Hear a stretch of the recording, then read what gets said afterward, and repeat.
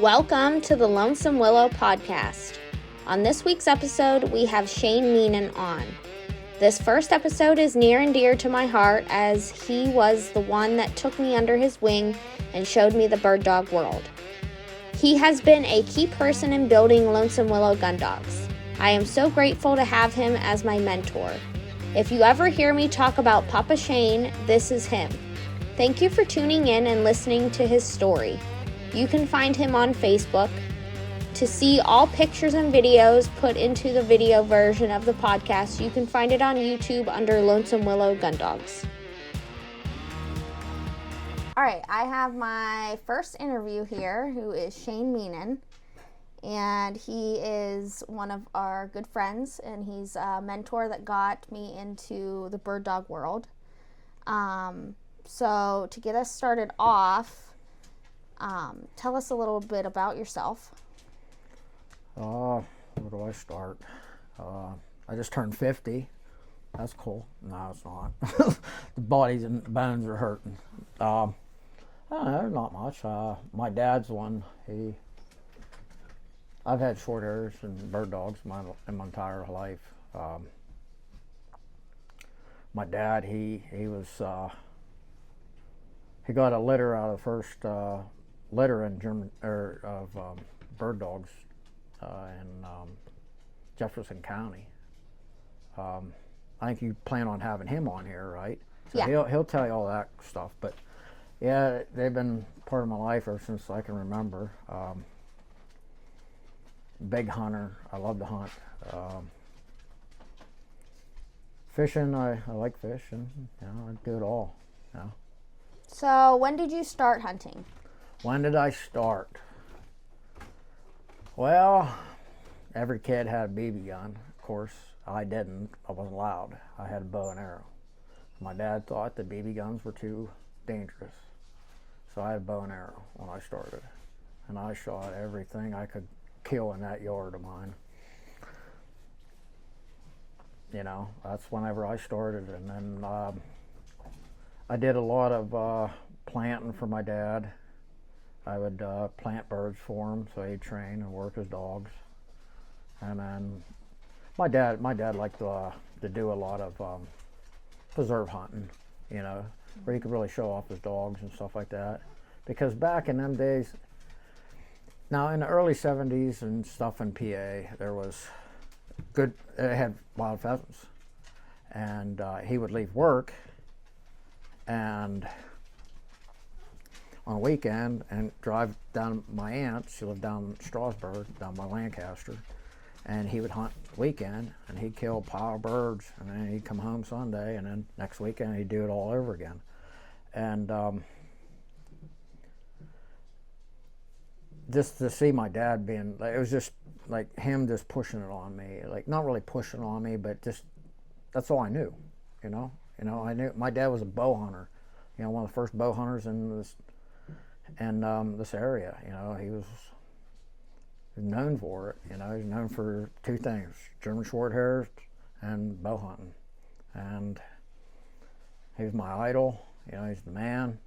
I just tried to be like my dad and be better. And whatever my dad did, I tried to do better, make myself be a better man than him. In every aspect, I tried to kill more bucks, bigger bucks, be a better trainer, have better dogs, you know, than my dad. And, you know, so I tried, but I think I did all right. I held my own. Mm-hmm. Am I better than my old man? I don't know. He's still out there. He's gonna be 87 here at the end of the month, and he's still out hunting. He's still running dogs at 86 years old. You know? Mm-hmm.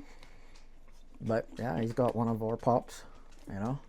Yeah, Patch. Yeah, Patch. Yeah, he loves that dog. That dog's like, well, you know, he really didn't get that much training. Mm-hmm. You know, because you had yours. You had two, I had two. That's a lot of work, you know, especially when you have two of the same litter, which I know people say never do. I've done it twice in my life, and both times I have gotten two dogs that were great hunters, but different style of hunters. like Heidi and Jade, they were sisters. I only went to get one dog that day. We went back to pick her up. He had one pup left over because he had 2 litters. And my mom was like, hey, Shane, or she said, look, you know, and how does somebody say no? You see a little short hair up against the fence, you know? And he said, I'll give you that one for $150. And I was like, let me go to my Jeep to get the money. And I ended up going home with 2 dogs. And they were both different hunting styles. Heidi was your quintessential bird dog, you know. It's like you want to say, hey, you want to see what a bird dog does? That's Heidi, you know, the sneak and the creeping, you know, holding point beautifully, honoring, retrieving the hand, just everything. Jade was your quintessential meat dog. Like that dog, I would take her out. If it's just me and her, I'm going to kill stuff. That's the dog I'd take 100 times. Probably one of the best grouse dogs I've ever had. As you guys know, you know, like whenever Devil's Elbow got hit by that tornado, I don't know how many years ago that was, back in the 2000s, but it wiped out all the trees down there, wiped it clean out. And the grouse just poured in there, and it was nothing to put up 30 birds in that hollow. And that's about, I'd say, a little over a 2-mile walk from road to road, but you put up 30 flushes, you know, and it was just, she was just awesome. Jade was just great hunting dog. She wasn't like, she's not going to do no beautiful points, or she had some, but, you know, but she just did it, you know, and that's all what I was about. Just, I'm just a hunter, you know, so. So, when did you get your first bird dog then? Oh, man. My first one that I bought or the first one that I had? Because that's a quick... Both. First one I bought would have been... I think it would have been Heidi. No, George. Yeah. He was a mammoth son of a bitch. Like, oh my God. That was the biggest short hair I've ever seen. He had a head like a damn Rottweiler. Like, he was big, boy. I mean, he was outside the regs. You know, he was too big for breed spec, which to me, I don't care about that. Just, I care about how they hunt, and he's, you know, typical well-bred short hair. You put them on the ground, they're gonna hunt, and that's what I was about. And he picked up on retrieving, because, you know, I do a lot of my, before I take my dogs out in the field and stuff like that, when they're pups and stuff, you know, I do a lot of my training in the hallway as far as retrieving. You know, I shut all the doors in the hallway. We throw the ball up against the, you know, bathroom door, and they go get it, and they can't go right or left, so they have to come bring it back to me, and then I teach them release, because, you know, I'd usually do that on the couch, you know. But anyways, I'm getting off topic, but I will a lot on this because you're bringing back old memories. Yeah, I'd say George was the first one I bought. First one I had. Reba? Yeah, I meant Reba. Reba? Yeah. I was living with my grandmother, and my dad got her for me, and you know, my grandma wasn't too happy about my dad getting another bird dog, because, you know, and my parents split. My dad had to choose, you know, me or the dogs, and of course, you know, that's, you know, I'm here, so they choose me. But he had to empty out his kennels and stuff, and then he got her, and she was a good dog. I mean, my grandmother wasn't too happy about it, but once my grandmother seen that, like, this dog's, you know, it's what he wants, you know. I mean, I was her favorite, so I walked on water with her, so, you know. That would be, and I really didn't really get much to run her. She was more like a house dog, because at that age, my dad was busy a lot. He started working.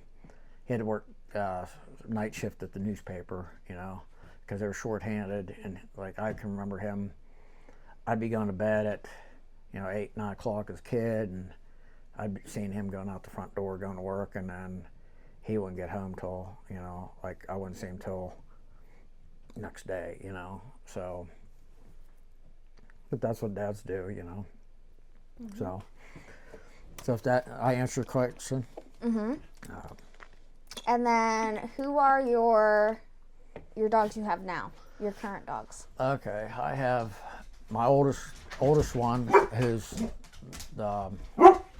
she's mine, but she's not mine. It's Bentley. She's 11-year-old German Shorthair. That's my wife. Wasn't allowed near her as a pup at all,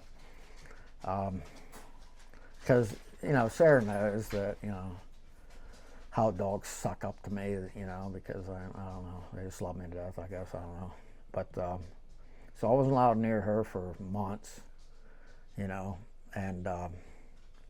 she's an excellent house dog. I mean, and then I have Briar, and that's my girl, man. She's just all that and then some. And then, you and I, we had a litter. Mm-hmm. And then out of that litter, I ended up with Benelli, for what was my number one pick. The litter looked just like her mom. She was a phenomenal dog. I lost her, as you know. She was 1.5 years old whenever had to put her down.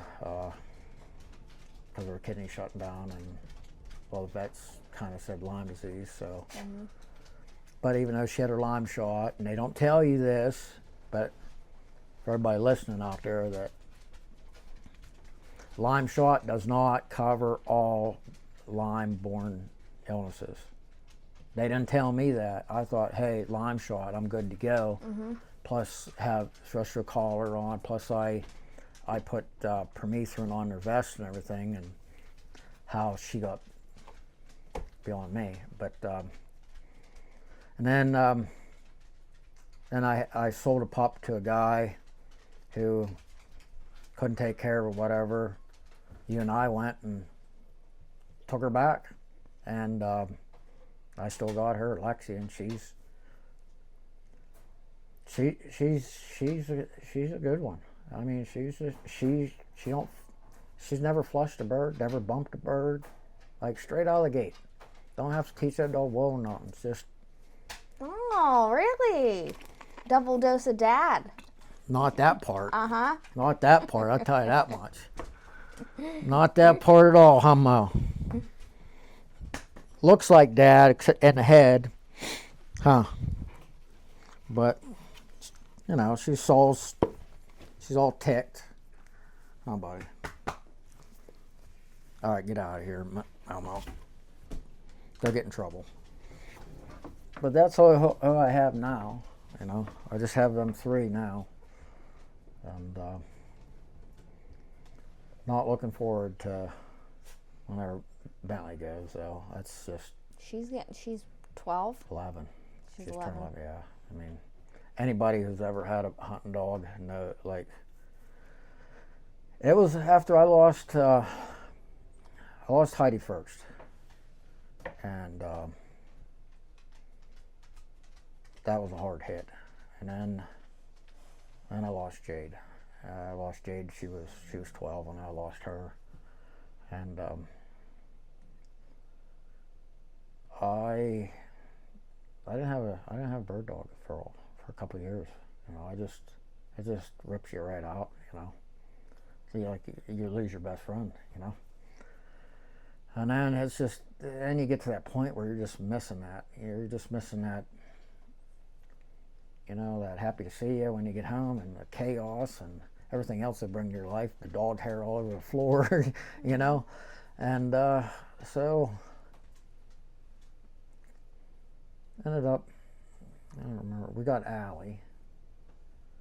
Allie was it was supposed to be my kid's dog, and we had Allie for a while, and then my house caught on fire and burnt, and then I had to move into my other house with my dad. And my dad lost his. He had Buddy.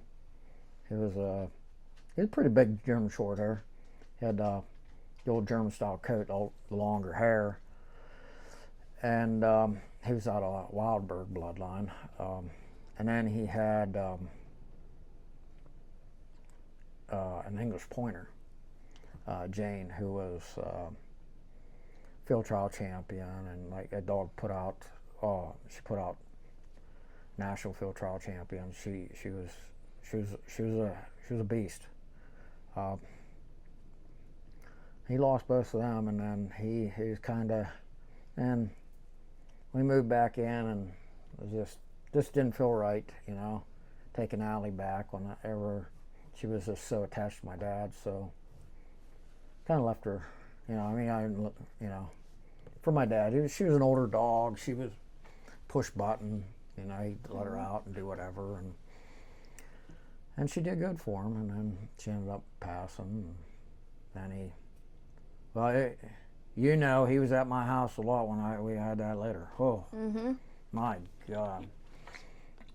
Every day he was at that. He was like, which one's mine? I'm like, Dad, you're too old to get a puppy, especially a German short hair puppy, Oh, he conned me into one. Oh, he's proven everybody wrong, so, keeps them fit, But what else you got for me there, dear? I got, where have you traveled to hunt, and then your favorite state and hunt that you did. All right, my first out-of-state hunt would have been West Virginia. I used to go down to southern West Virginia, a big bow hunter. Used to go down and hunt the last 4 counties of West Virginia. They were bow hunting only. And me and a group of friends, we ended up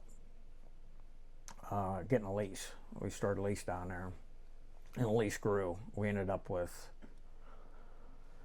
8 square miles of property down there to hunt, and we were killing monster bucks every year. Like I killed 139 incher on the first day of bow season down there one year, and I killed a buck every year down there, except I think maybe one I didn't get a buck down there.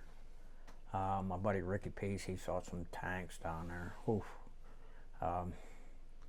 And then let's see, where else? Oh, I went to Canada. I hunted caribou up almost the Arctic Circle, I'd say. We were up, let's see, it was 2.5 hour flight out of Montreal north to a little town called Kujawa. And from there, we took an hour float plane up into a camp, for 7 days. I wouldn't recommend bow hunting and up in the tundra. It's brutal. The wind is 30, 40 mile an hour all the time. I had bulls at 20 yards. I couldn't even hold a pin on them. The wind was blowing so bad. A couple of my buddies, they did shoot one with a bow. I don't know how they did it. I know the one guy, he was with me whenever he shot it, and the bull was inside 10 yards. He was aimed behind front shoulder, and he hit it in front of the hind quarter. That's tells you how much the wind was blowing. But yeah, as far as my favorite, last year we went to Iowa. Yeah. Mm-hmm. I didn't hunt. I just went with your husband Justin, and we just pretty much just pissed around. Pretty much, we really didn't get serious, did we, buddy? But within an hour on the ground, we had your pup ram jam, boom, locked up like money, like he was supposed to do. And then your husband sitting there flipping around on his phone. What do you have, that new... That DT system. It goes GPS. off your phone, yeah. Yeah, so, I mean, he was pissed around with that instead of, hunting. And he's like, what was that? What was that?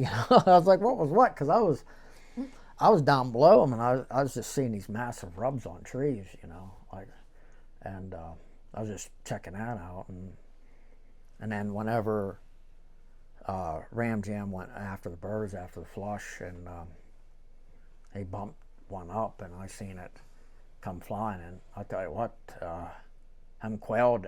Iowa ain't no joke, man. That was probably 35-mile-an-hour wind, and they cut it like nothing, like a missile. Like, it was impressive.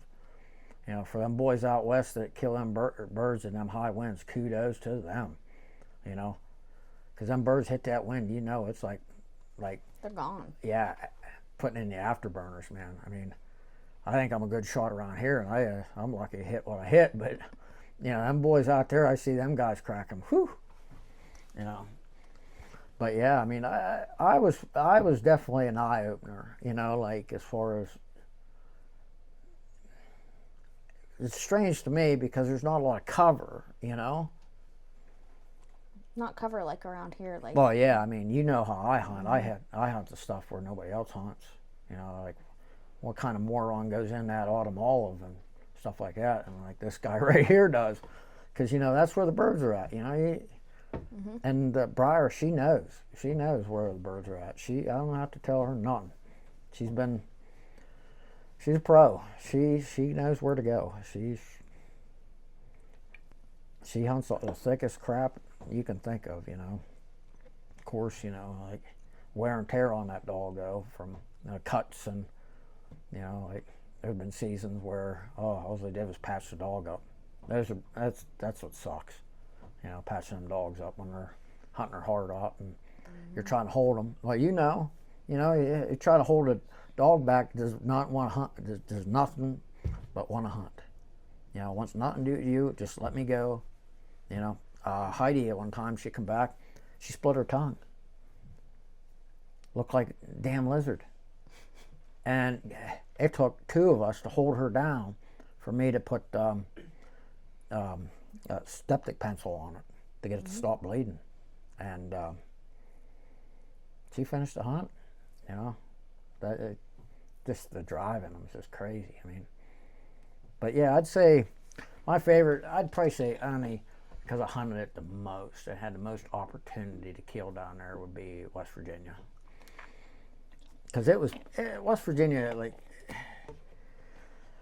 if you are a hunter of terrain, I'd say, you look at topos, or now they got Onyx and all that stuff, which I never had and still don't use today. But I mean, my Garmin has topos, satellite imagery and stuff like that, which is pretty awesome.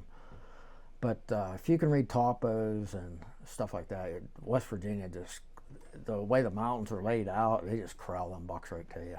It's like they got to walk down. I mean, because you're only talking top of the mountains, and they maybe 5 yards wide, and then it's straight down. Like, if you stand on your feet, put your arm into the wall, from your feet to the wall is how steep it is. It's brutal.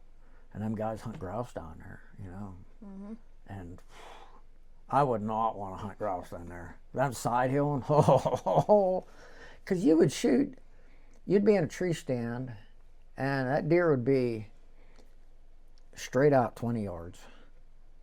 But if you'd straight out 20 yards, but if you go straight to that deer, it'd be over 40. That's how steep it was. I mean, it was just, and if a deer was 25 yards above you, and you're shooting at 45 degree up out of that tree stand, which is crazy, But if you're down at grouse hunting, man, you shoot one off that side hill, that baby's going to be a mile down over that hill, I'd like to go down there and try to get a dog out, Especially, I mean, because there's a lot of, they don't really have mountain laurel. It's more like rhododendron, looking. I think it's rhododendron, honestly. And they got a lot of greenbrier on there, so. But, yeah, I'd say only because I got the opportunity would be West Virginia by far. you know. So that answers your question. Mm-hmm. Cool. And then you got any trips planned coming up? Well, your husband keeps trying to talk me into, I say South Dakota, he's like Montana. I'm like, how about, he's awful to me. He's just peer pressure out the ass, you know. I mean, I kind of locked down on trips for a while because, you know, I mean, kid in college and stuff like that, that just kind of breaks the bank, honestly. Whew, man. But he graduated,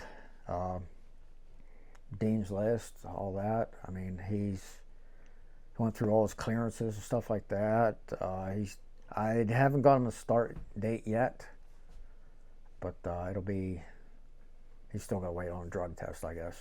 They just did that like Friday or whatever, but anyways, off the subject. But once that happens, that'll free some money up so I can, you know, go back to my trips. But I'm game, you know.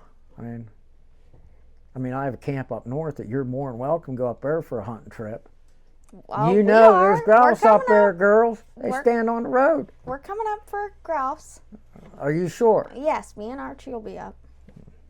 You know, that's thicker than owl shit up there, boy. Maybe I should bring Ramsey. You better bring the brush dog you got. That spot up there on Dutchman, you know, I don't know if you know where Dutchman's at, but I don't know where anything's at. okay, you got, like, you leave my camp, make a right there, you go out, you hit the T, okay, that's Dutchman, okay, you go right there. Penn State did a deer survey years ago about, and they cut the timber out and then they fenced it up and see how long the forest takes the forest to regenerate, kind of thing. Well, that's all like grouse habitat. It's beautiful grouse habitat, man. It's just all saplings and nasty and good stuff up there. Yeah. And when we were up in New Garden, what, 2 weeks ago? Looking for sheds. Yeah, they burnt that Friday. They did a prescribed burn on that, so I don't know. But that's pretty open. But they were in there logging, so maybe here in about 4 or 5 years, that'd be another spot for you. Yeah. But I know where I killed my bear this year, when they were pushing that, they were they put up 4 or 5 grouse on there, but that's side hill, girl, and not but mountain or on rock, and that's brutal. But they're in there. Yeah. So we do that. Just gotta wait till at least get a frost so the snakes go on the ground. But yeah, you got a rattlesnake. Yeah, I did. From up there. Yeah, he about got me. I was quicker to the shovel though. Even though your husband couldn't see him, you know, he was sitting right by the spring when I was washing my hands in the water. He was right there, and it was 40 degrees out that day. And I'm not no snake expert, but I tell you what, that was cold that day. And he was laying in a little bit of water, so, and that water's probably 40 degrees or so, you know, that groundwater coming out of there. So, yeah, I mean, I'm no expert on how dogs deal with a snake bite, but I don't think rattlesnakes will kill them, though. I think it'll just make them swell up, but I'm not 100% sure, so don't quote me on that. We'll wait till we get a frost and then we'll be up. Yeah, definitely. Just to make sure. Get your gun stock cut? I have to this year, yeah. Okay, I'm going to keep on you. Okay. Better. I got to find somebody good to do it. I'll do it right now. No. Ha. No, not my Your husband has a DeWalt, don't you? You got a Sawzall, we'll cut that stock down. No, I'm going to send it out and get it cut down. That is, I need to do it soon, though, so I have it for Yeah, you got to get used to having a stock for you, you know what I mean? Like, because that's going to help you out, like, girl, I want you to see you successful. You know that. Yeah, you know? Instead of, like, reaching out. Yep. Forever. Yep. I mean, you got a good shotgun, don't get me wrong, except it needs a little bit of semi in there, but instead of that over and under stuff. I like my over and under. I like my semis. I only need 2 shots, not 3. I only need 1, but it's nice to have 2 more. Remember, I'm a meat hunter, girl. You know, that's what it's about. It's about getting them. I mean, there's times that I ain't gonna lie. I mean, that third shot has knocked them down. You know, and it's usually whenever that third shot usually hits or when I need that third or second or third is usually when I hunt in a group. And I like hunting in a group, but I don't. You know, I like it because of camaraderie and all that stuff, you know, like having friends and talking to and all that stuff. That's great. That's what it's all about. But when it comes down to Shane shooting birds, it does not work for me because my eyes are like, you know, sideways. I'm more worried about like where everybody else is at than what I'm supposed to be doing, you know. And granted, I've been doing this for enough years, I ought to know, like walking into a point where everybody's at before it happens, you know. And know where everybody's at and just concentrate on putting bird down, but it don't happen that way. Every time. I mean, I've walked into birds, like sat there and looked at them and say, hey, it's a rooster, you know, and it's facing that way and everybody's lined up that way perfect, you know, and that's whenever they hold tight that happens, but and still boom, boom, boom, you know, but it happens. So, so what's your favorite game that you've harvested then? Oh man, that's a hard one. I mean, I every animal that I've hunted has been my favorite. I ain't gonna lie. I mean, I don't have one that's say, oh, I'd love to hunt that, you know, because I mean, there's nothing better than the point, you know. I love the point. I don't care what's in front of that dog. I do not. If I have a license for that, we're squeezing triggers, you know. And like when I used to bow hunt, you know. I haven't bow hunted in years. It's just because of I mean, you know how I am. I'm busier than hell, you know. I always got something cooking, at least 3 things at all times. But like you're in a tree stand, you know, bow hunting, beautiful October weather and the leaves are changing and the wind's in your face and it's, you know, either cracking daylight or it's getting dusk and you catch movement out of the corner of your eye and here comes a deer and that's like awesome, you know.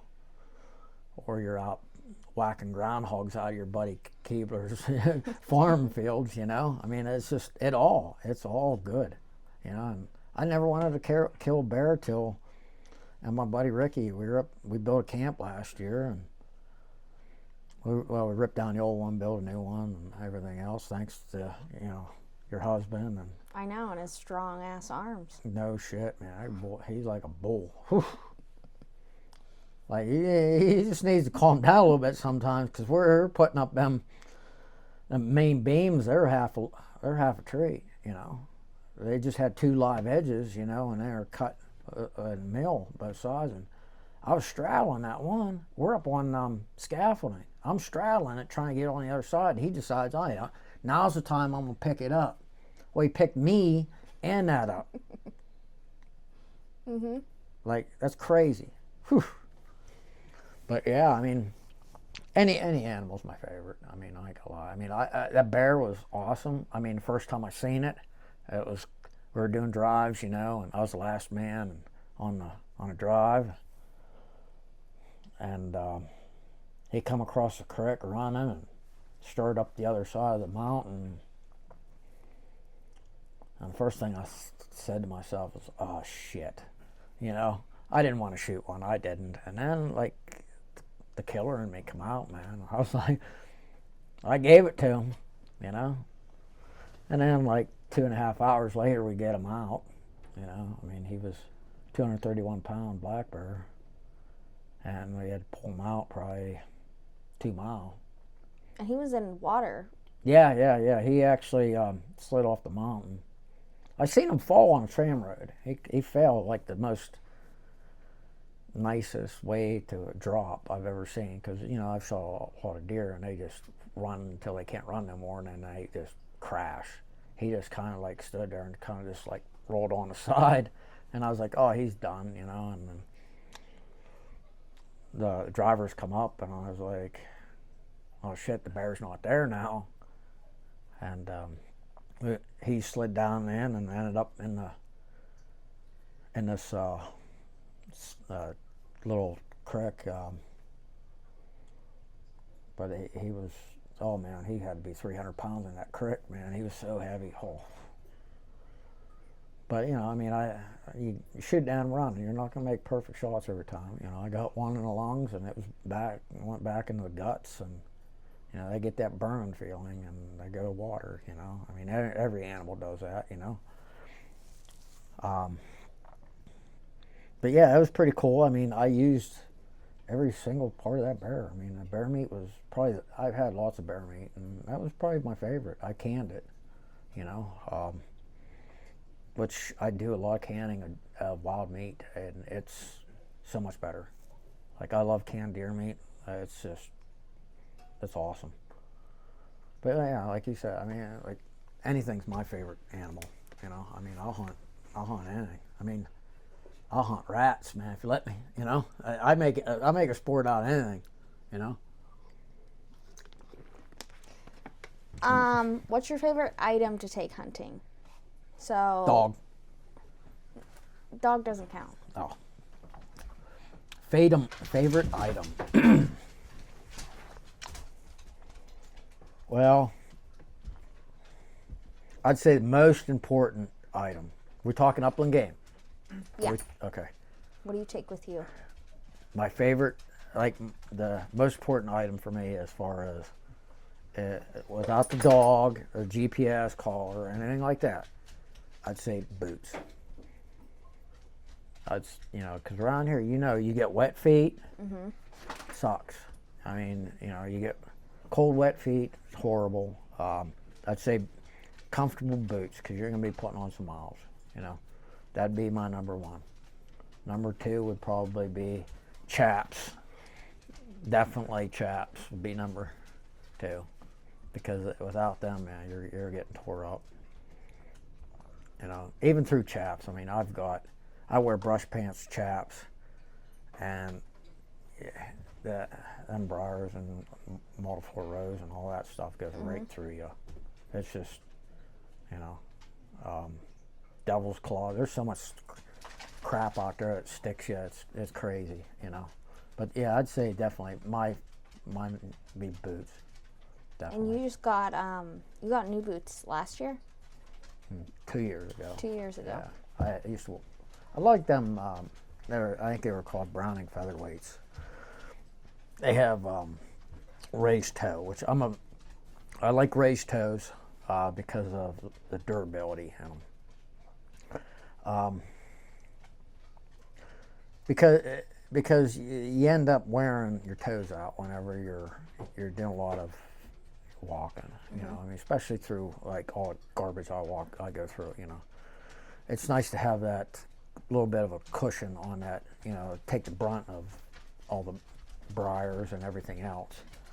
But the same factor is they drag. You know, they're not like a regular toe boot that just slides right through the grass when you're walking. You know, they kind of have like a little bit of an anchor feeling. You know, because it kind of catches it a little bit. But that's the upside and downside of it. You know. And what I have now, I have the Danner. I do believe they're sharp tails. I do believe, and I love them. I mean, they're probably one of the best boots I've had. My only downfall is I kind of wish they're for upland, but I kind of wish they had a little bit more aggressive sole to them. You know, they're kind of more for. Probably, I'd say like Midwest they'd be awesome. You know what I mean? Where you're not on side hills, you're not like on slippery leaves, and you know how it is out where we hunt. You're you know, you need that, and you know the snow and everything else like that. Because I mean, I've slid with them. I mean, probably every person that's hunted has taken a header sometime in their life. I mean, I've walked right in the holes and stuff like that. My foot dropped right in and right on my face. But having a good aggressive sole on a boot is probably, that waterproofing is probably my two things, you know. Mm-hmm. What is your breed of choice? Okay, you answer this one for me. It's short hairs, but okay. Why? Okay, why? Well, I'd say probably the best is because, you know, like I'm lazy after a hunt. You know, I don't want to like sit there and groom a dog. Okay, like you take it short hair. You know, you throw them in a creek, you throw them in a pond, lake, whatever, field. Dust them off, and they can go sleep on your couch. You know, I mean, you're not pulling burdocks out and cutting hair and everything else out of them, and you know, and goldenrod and everything else gets in the hide, you know, in the coats and stuff. So, I mean, that's a major plus for me. And like a short hair with good breeding, you know, you throw them on the ground, they're going to get it done. You know, they're going to get it done. I mean, it's just. And I mean, if you're a straight up hunter and you have the right breeding and stuff like that, you can hunt anything with shorter. I mean, you can hunt rabbits. I mean, I've had briar, she points rabbits. You know, I mean, I only kill them once in a while. You know, just to prove a point to, you know, like your husband, that you can do this. You know, and. But yeah, I'd say short hair definitely. I mean, plus they don't have the docking, the tail. They don't have, you know, because of nobody likes that tail whipping around and then, you know, knock a beer can on the floor or, you know, pop bottle on your floor and you have to clean all the mess up. And plus they, you know, them long-tailed dogs, they end up getting broken red tail. I call it red tail, you know, because, you know, yeah, broken tail and like. A lot of times they get stressed out. You'll see that tail kind of, you know, when they get overexerted and stuff like that, it'll kind of look goofy and curl and like to take care of the end of a dog's tail sucks. You know, I mean, just constant. You know, it scabs up, and then they sit there and hit it against the kennel, and you know, and then they're out there in the brush beating it back and forth on. You know, and it's just constant battle. And kudos to them guys with the long tails. And, you know, I mean, I'm not disrespecting anybody's breed, you know, because everybody has their own preference. And ultimately is, because that's all I know. You know, when it comes down to it, that's all I know. That's all I've ever had. I mean, I had English pointers, but, and that's what I grew up with, you know, so I knew what I'm getting into, you know. So, yeah, I'd say definitely 100% shorter all day long. What would a breed be that you would get if you couldn't get a short hair? Or, like, what would you get next? If I couldn't get another short hair? Yeah. English pointer. English pointer, because, I mean, they're not known for well retrieving, and everyone that I've had and I've seen, and I've ran them before in trials and stuff like that, and retrieving's, you gotta, they're not real good natural retrievers like short hair, you know. You gotta work with them some. And I know there's people out there that have them that are just natural retrievers, you know, but boy, when they go on point though, whew, that's something, man. When they're heads up, that tail's 12 o'clock. I mean, they're standing on their tiptoes. That's something to see, you know. You see that on a horseback out at, you know, 500 yards out on, that's beautiful. I mean, that's just why God put them there, you know. And like I said before, because of the coat, you know, you brush them off, and you know, I would probably try to get one with a dark tail though, but I'm not a fan of them long tails, man, by any means. They hurt.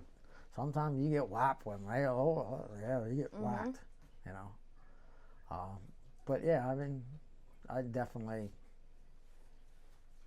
100% English pointer, you know. And I'm not saying they're like the setters are great, you know. I love the look of a beautiful red setter. Irish setter. I mean, Irish setters? Yeah. Yeah, I would. It is gorgeous. I mean, just gorgeous. You know, I mean, you're probably thinking I was going to go like Visa, Weimer because of the relation with short hair, but no, I throw you a curveball on that one. The only reason I don't pick them two is mainly because of the breedings on them. That freaking show shit, man. I'm telling you, they ruined them, man. You gotta do your homework to get like a good Weimer or good Vizsla, man, a hunting dog, you know. And that's what they're made for. They're made for hunting, but they showed the shit out of them, you know. And they just, you know, it's a shame. You know, let's get back to where it originated from. You know, my opinion. I mean, I don't care about no show dogs. You know. Well, if you get like setters, like English setters, there's show line and then there's field line. Yeah. Oh yeah, and it's every breed. And you can tell because the show lines are so much bigger than what the field bred ones are. Yeah, because I mean, my dad had. Caesar, and he was a dual champion. He was best of show, best of field, and so that you can get them both, you know, best of both worlds. But if you just tell me, like, hey Shane, do you want a show champion or field trial champion? There's no. Why even ask? Why even waste your breath asking me? Because I'm gonna take a hunter every day. You know, because that's what they're there for, and that's what I'm not going to walk a dog around the ring and stuff like that. Doesn't interest me, you know. I mean, and they love their dogs as much as I do, and they take care of them dogs like, you know, they're always grooming them and, you know, stuff like that. I mean, you know, that's awesome, you know. I just don't taint my bloodline, you know. Like, I just keep the hunters hunting, you know. But yeah, so where are we at now? What shotgun do you use? Let's go back in time. Okay, I started out with an old Mossberg 500 with a polychoke. Okay, and I don't know if you know what a polychoke is or not. Okay, a polychoke is pretty cool. Okay, you can go from hunting quail to hunting ringnecks just by turning the choke in, and it's an outside choke, and it's just on thread, and the barrel's like has slits in it, and the tighter you turn that in, the tighter your choke is, you know. So you could loosen up for, you know, your improved, midway for modified, and tighten it right up for full. And I killed a lot of ringnecks with that gun. I mean, I'm telling you, it was an old pump, and my dad bought it at, oh, God forbid me if I get this wrong, but I do believe he got it at Montgomery Ward's for, I can't remember how much he bought that gun for. It wasn't much. Well, I mean, back then it probably was, but but I like that gun. But your husband and I were at a gun show in at the Kowalczyk Center, wasn't it, Justin? It was Kowalczyk Center. Yeah, I think it was Kowalczyk Center. When I got that, I put that Franke in my hands, and that, I'm telling you what, that 48 AL autoloader, man, I'm telling you, it's light. That's a semi. I know a lot of people don't like semis, but it's a lot lighter than carrying two barrels.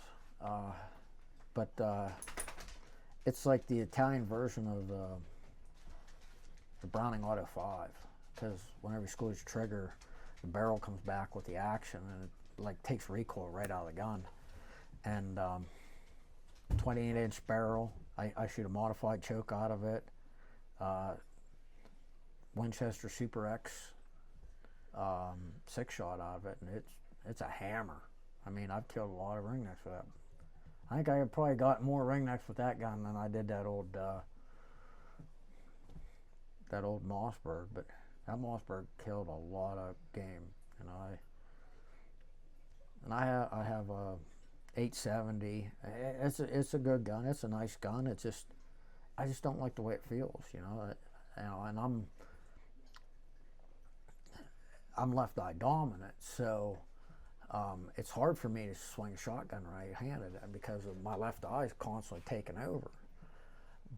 So I need a low stock and high, action, so I can get my head to kind of like center my head a little bit better than just aiming, just closing my eye. Because closing my eye when you're swinging a shotgun is just, whew. If you can do it, kudos, man. Because I can't. I gotta have both eyes open to see what's going around, And but that Frankie, I mean, it hits, it hammers. I mean, I have a shot cam on it, first generation shot cam on it. Still, that shot cam still hammering, still works good. And you've seen the videos, Mm-hmm. It reaches out sometimes and shows some love, don't it? Yeah, it's a great gun. I just there a couple of years ago I was having problems with it happens every once in a while. You just get into where them birds just will not hold. I mean, they're out flushing out in front of the dogs. Like, I mean, the dog goes on point, and that bird's already 40 yards past that dog running, and then they'll break out. I mean, it's frustrating as shit, and that's where guys with flushers come in and kick ass, so I got mad, I'm like, all right, I'm gonna go my old man style, like full choke them and give them some love. And the next day, guess what happens? They hold.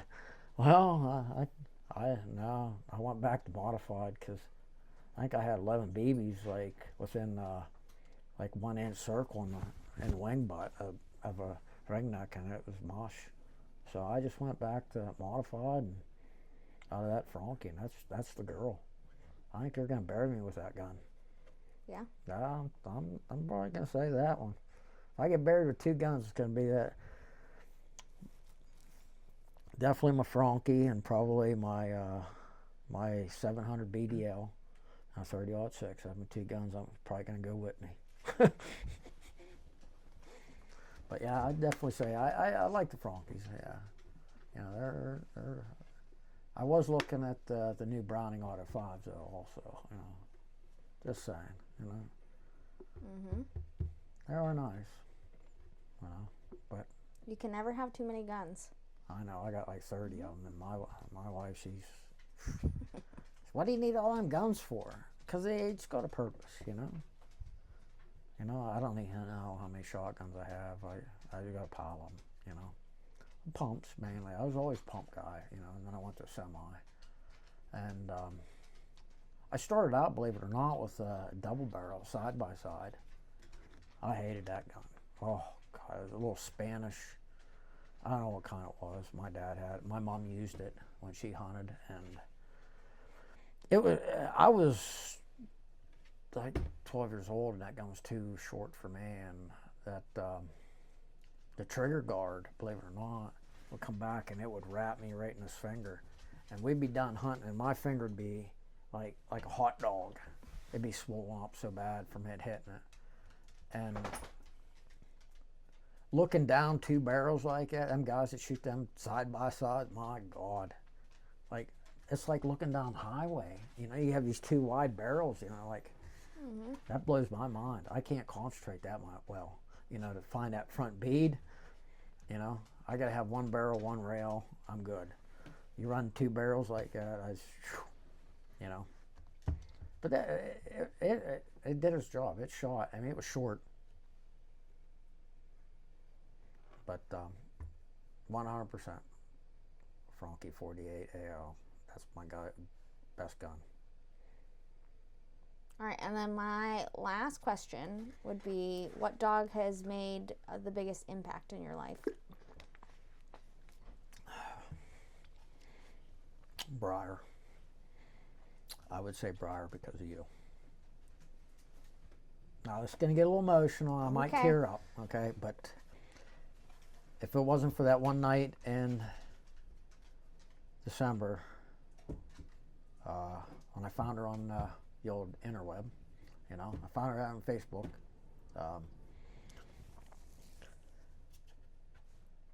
And I found her I love the color. I call it cookies and cream, but white with the liver ticking, solid liver head. I mean, she got a little bit of blaze, but and I just fell in love with that color and stuff like that, and that got me the gas to get back into it, because whenever I lost Heidi and Jade, that took the gas out of the tank, and then and she was just drop her on the ground and you're phenomenal. I mean, she was just all that in a bag of chips. I mean, she was just, and you got to show that shit off. I mean, everybody in the world got to see a dog like that, because they don't happen very often. And then I knew how you love dogs, stuff like that, and it helped me to help you. You know what I mean? Because if it wasn't for her, you wouldn't have them, Mm-mm. And you wouldn't have this, Lonesome Willow and stuff like that. I mean, that was probably the best decision I made in a long time, you know what I mean? I was just, and even though the wife was like, you're not getting another dog, and she's the one who ended up paying for her on, what do you call that stuff where you can, money online, I can't remember what it's called. PayPal? PayPal, that's it, thank you. I don't know that stuff. I mean, I'm a hunter, like she's the one who paid for her, so yeah, definitely Briar, Easy Mo, easy buddy, easy bud. Yeah, because I came over, saw her, and then I was like, Justin. Yeah. Oh, come on, shit it. Oh, come up with Grandpa. How about, yeah. Huh. Without you, though, huh? Mm-hmm. I still remember the day you got picked out. Or get down, brother. Yeah, without Briar, you wouldn't be here. Mm-mm. That was a good choice. That was a good one. He was. I know you probably had your questions at first when he was a little bird shy in the beginning, huh? Mm-hmm. Remember, they read off you, Yeah. Because it didn't take him long, He knew he wanted that, but he was just flapping around, It was just kind of got him a little shocked, but then look at him. That dog will go through a brick wall after a bird, huh? Mm-hmm. Yeah. Yeah, he turned out to be he's a good dog. Yeah, he's his points, though, I'll tell you what. He's like when he goes on point, man, he's styling son of a bitch, man. He is. He's styling and profiling, because he looks good. Mm-hmm. I've seen a lot of points in my day, and seems like everyone he does is like better than the one before that, Except when he lifts that back leg up. Yeah. Huh, goofball. Without you and Briar, there wouldn't be me and Mo, so. Yeah. Well, I'm glad, because, I'm glad you got him. Because, look what, you built, you got your bird pounds. You're rolling, girl, and you're doing podcasts now. I'm proud of you. Makes me proud as a mentor, I guess you call it, whatever. Yeah. Just to see you blossom and bloom like you did, And you guide and you do, train and stuff like that. Training, training's something else. So you train somebody's dog, and then you end up, you train their dog, and then you give them back to them, and they're like, that dog don't listen to me, and then it's like, mm-hmm. People need to understand they need to come with the trainer, so that they get on the same page, they know what the trainer's doing, and I'm a firm believer in that, work along with your trainers, Don't just drop your dogs off and, see you in a month, go with them, learn, watch what they do, so you can do homework whenever you have the dog. I've had dogs where I've helped people with, and I had them broke, and then you give them to the owner, and they're like, "This dog is not broke."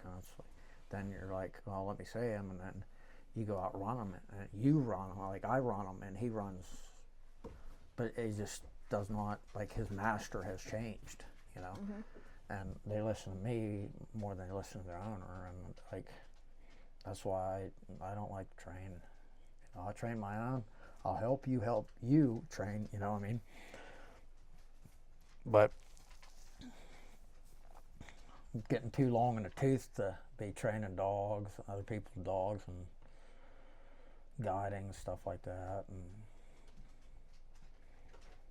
But you'll learn, Whenever you get something you love, and you put money in it, involved in it,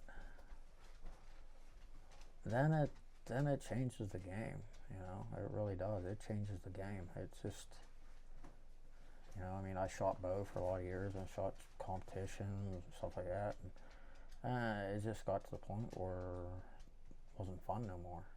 I shoot my bow 365 days a year, and didn't want to do it anymore, and haven't done it. And probably, the last buck I killed was of the bows in West Virginia, and I haven't hunted down there in probably a decade. And guiding, it's just, especially preserves, man. Preserves, you got preserves, you get people who aren't the best hunters, and either you spend a lot of time looking for wounded birds, or one preserve I worked at, and dogs got shot. How can you shoot a dog? There's not a bird in the world is worth a dog. Mm-mm. I say, you shoot my dog, I'm gonna shoot you. I told him I'm only digging one hole. You'll be left to lay. Where I shoot you, that's where you're gonna lay. And that's the way it should be, because there's, why ground pound them? Like, why shoot low birds? Like, why do that? It doesn't make sense to me. It does not make sense. You're shooting a scattered gun. It's not like you're shooting one projectile and you have an aim on it. You're shooting a scatter gun at 30 yards, which the pattern opens up as it gets further. And you have a dog underneath them. Like, I love my dogs to. I love my dogs to break on flush. Because I want my dog right underneath that bird. Whenever I squeeze the trigger, hopefully the bird drops and the dog's right on it. Because whenever everybody's gonna hit cripples. You're using a scatter gun and you're shooting into a feathered bird. You're not gonna get great shots all the time. And usually the birds are flying away from you. So your best shot is break their backs. That's you get head. Or you're going to be busting legs and, hit them in the ass. Mm-hmm. You're going to be, and that bird hits the ground, they get up and they're gone, And you want that dog, whenever a bird crashes, you want that dog on it. There's nothing worse than trailing. Trailing sucks. You just, the scent's not real good yet. I had one where I hit one. And, you know how good Briar is in recovery. I ain't losing much. I think I might have lost maybe 2 birds with her entire, and all the birds I've killed over that dog, and even guiding. I shot one. I hit it 2 out of 3 shots, which is strange. And I didn't knock that bird down. It kind of like at the very end, it kind of like just fluttered down at the end of the field. She went over. She couldn't find it. We looked, and. That big, heavy green grass that lays over up the strip jaw and stuff like that. That was what it was all. We looked. And I was like, you know what? I said, just let it go. Let the scent disperse. we'll go get another bird and come back to this one. And that's exactly what we did. We went back, I shot one, she pointed it, I shot it. It was probably 15 minutes, maybe half an hour later, we come back, and boom, right on the corner, she locks up on point. And then the shit show began. Because you know, it ain't flying, right? It's hiding. And like, here I am on all fours, digging in all that grass, and I hit her on the head, I don't know how many times to release her, you know. And she wouldn't release, and I'm like, that bird's got to be right here. And like, I'm ripping clumps of grass out of the ground. Finally, I see a tail feather sticking up, and then I grabbed it, and that was our limit, and you know. But them hunts like that are awesome. Now you get, you know, I have so many hunts like that, like have special memories to me. It's crazy, you know. So what's your most memorable hunt? With me. How's that? With me. I don't know. Come on. Pick one. We've been on quite a few, so you can pick one. I'm interviewing you now. I don't know. What about that day that when the snow was sliding sideways and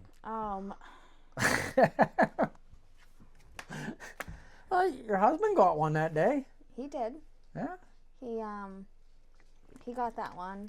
Mo ended up in the swampy, muddy mess, and then it was cold that day. It was cold. Whew. I mean, that snow was flying sideways that day. Like, who in the hell? Who in the right mind? If didn't love the sport, would be out in that crap. You know. Yeah. That was a good day.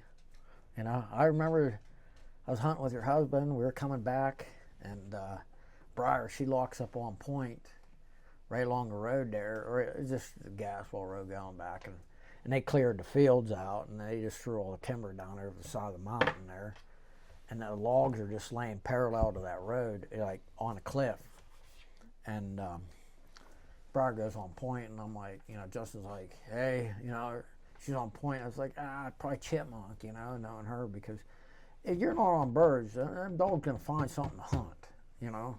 They are. I mean, like I know, she's a mouser. Oh my God, it pisses you off.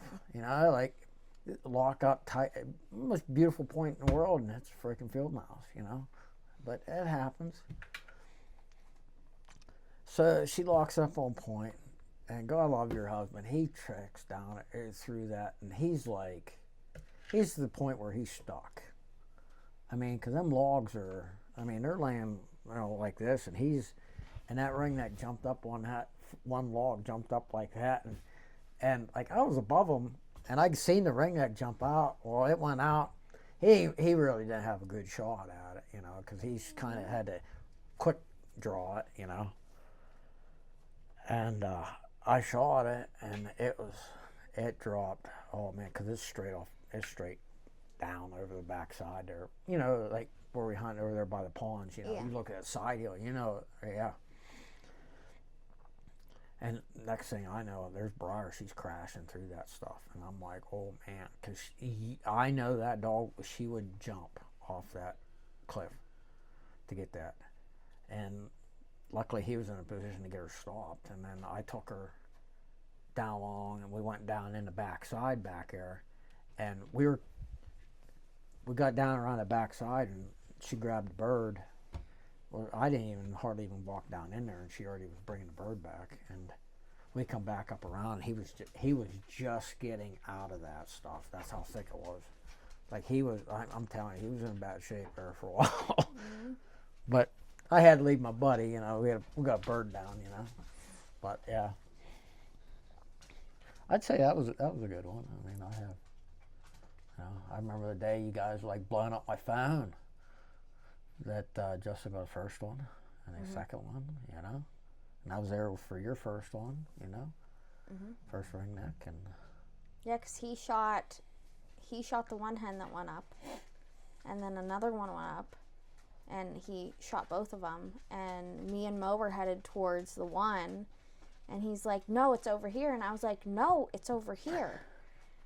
So he's over here looking. Me and Mo are over here looking. Mo comes back with this one. Yeah.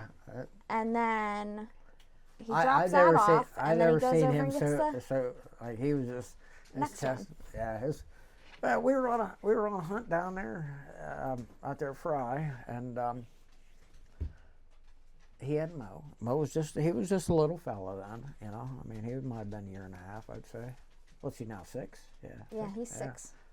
And we're coming up through the bottom, you know, and Briar, boom, walks on point. No, my mistake.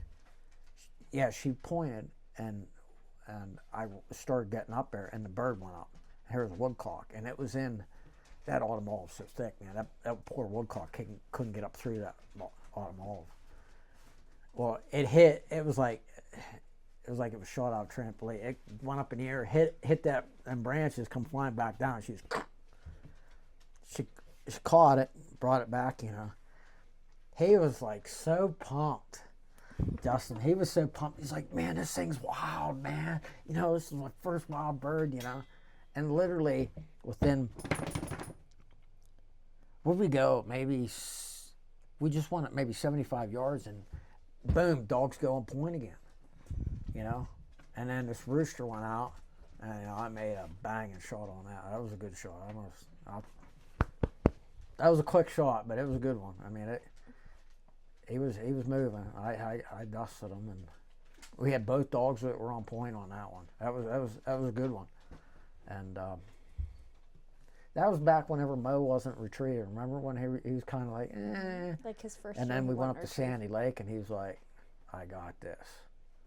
That was like the day that the light bulb switched on, and then he's a phenomenal retriever.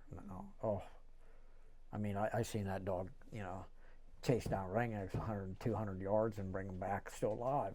You know, as soon as they touch down, he's like, oh, you're mine. I'm going back, you know. Yeah. He's a beast, you know. That's something to be proud of. And this one here, this Archer here, I see a lot of mom in him, you know. I mean, he looks like his mother, but he's a good one, you know. And Ram Jam, man, I'm telling you, he's gonna be something. Yeah, I just got to get that through that thick ass head of his. Well, yeah, it happened. I mean, look at Mo. You know, his dad's the same way. You know, how many birds did Mo flush when he was young? You know, he kept flushing. It gets frustrating, you know. And then they figure it out. They're like, hey, the gun equals the bird in the mouth. And then once they get that figured out, because you know, it just takes bird contact, you know, and that's why I'm a firm believer on killing. You know, I'm not a big fan of Pennsylvania's their rules and regs on quail and crap like that. You know, like you know, like quail are so much cheaper. You know that. You know, like you get more bang for your buck with quail than you do a chucker. You know, but a chucker you can hunt them or, you know, train on them whenever, you know. But a quail you can't. There's a quail season in Pennsylvania. It's to me it don't make sense, you know. Is there really wild quail in Pennsylvania? Nah. Not anymore. Nah. You know what I mean? Like, they can't survive in this stuff.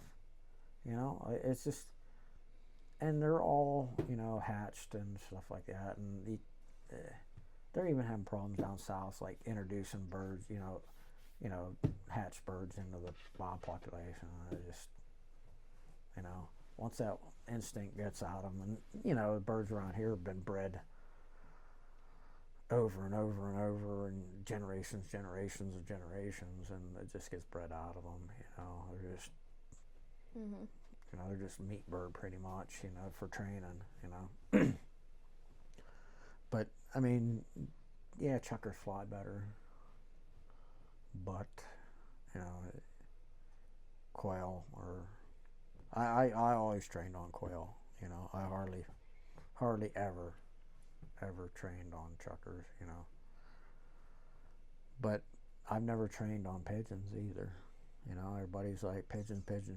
You know, like I'm hesitant because, I've never done it before, I'm not like, and I see guys like dogs pointing pigeons and stuff like that, and never done it. So, I'm open to it, I know you have a coop full out there, and then you got to train them, like you're in the training process, and it takes time getting them to home back, but you have all homers, right? Yeah, yeah. So, and that helps you out as far as your training goes, but you got dogs coming, be training for senior tests this year, right? Senior test. I have Rusty's coming back for like a tweak up.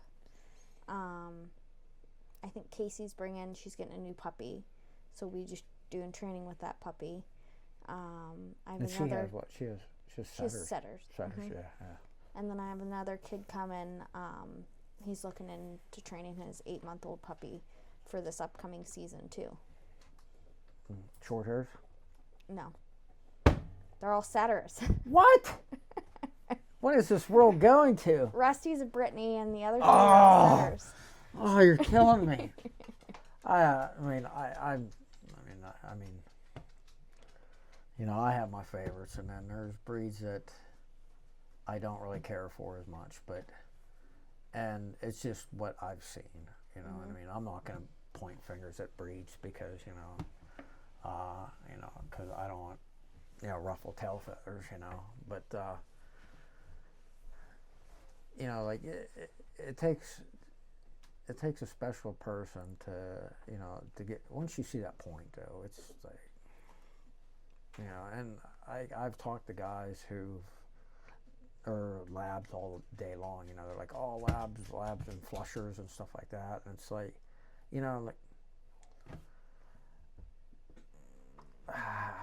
they're always like, some of them guys are like, oh, I have a pointing lab, and stuff like that, but if they do, kudos, I've never seen it, but